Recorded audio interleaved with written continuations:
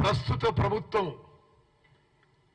24 గంటల current policy మేము కొనసాగిస్తున్నాం. రాష్ట్రంలో ఎక్కడ కూడా ఒక్క నిమిషం కూడా పవర్ ఫెయిలియర్ లేదు అని చెప్పి నేను మనం చేస్తున్నా. వ్యవసాయానికి కానీ వ్యాపారానికి కానీ ఇండ్లకి కానీ. దానికి అదనంగా మేము ఇండ్లకి 200 యూనిట్లు ఉచితంగా ఇస్తున్న విషయం కూడా మరి తెలంగాణ ప్రజానీకానికి తయారు చేస్తుంది. ఉత్తమ్ కుమార్ రెడ్డి గారు ఇంకో మాట కూడా అన్నారు, కరెంటు పోవడం లేదు రాష్ట్రంలో ఒక్క నిమిషం అని కూడా మాట్లాడినారు. స్వయాన రేవంత్ రెడ్డి గారు కేశవరావు గారికి కండువా కప్పడం పాపం. ఎందుకంటే రేవంత్ రెడ్డి గారికి రైతుల కష్టాలు పట్టవు, రాజకీయ చేరికల్లో బిజీగా ఉన్నారు. ఇవాళ ఎక్కే గడప దిగే గడప అన్నట్టు రాష్ట్రంలో ఎవరు పార్టీలో చేరుతారంటే పాపం ముఖ్యమంత్రి బాగా ఖాళీగా ఉన్నట్టున్నారు.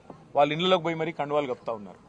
ఆయన కేశవరావు గారి ఇంటికి పోగానే అక్కడ కరెంటు పోయింది. ఇది నేను చెప్పడం కాదు, రాష్ట్రం అంతా చూసింది, టీవీలో కూడా వార్త వచ్చింది. కాబట్టి